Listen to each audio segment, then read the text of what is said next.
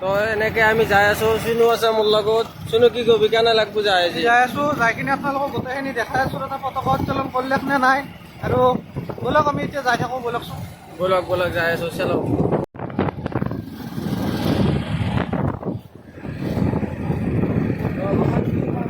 লগত আৰু এটা চলি আছে, মই আপোনাক লগ আৰু এনেকৈ আহি আমি ৰঙিয়াৰ বাৰ্নিছ মিল পাই গ'লোঁ। বাৰ্নিছ মিলত কি কৰিছে আপোনালোকক দেখাই আছোঁ মই। তাৰমানে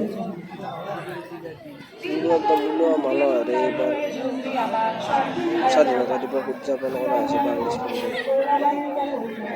চাই লওক পুৰা পৰিৱেশটো, সুন্দৰ পৰিৱেশ এটাত বাৰ্নিছ ফিল্ডৰ দৃশ্য, ৰঙীয়া বাৰ্নিছ ফিল্ড আমি ইয়াতে আছোঁ। ইণ্ডিয়ান আৰ্মিকতো সদায় চেলুট, লগতে থকা কুকুৰটোকো চেলুট, ই আমাক ৰক্ষা কৰে। আৰু এই ছাত্ৰ ছাত্ৰীসকলে ধুনীয়াকৈ গান বাজানাৰ লগতে ধুনীয়া নৃত্য প্ৰদৰ্শন কৰিছে। এচালক বিভিন্ন ধৰণৰ জাতি জনগোষ্ঠীৰ সাজ পোছাক পিন্ধি এওঁলোক ওলাই আহিছে, সেইকাৰণে বিভিন্ন ধৰণৰ নৃত্য প্ৰদৰ্শন কৰিছে।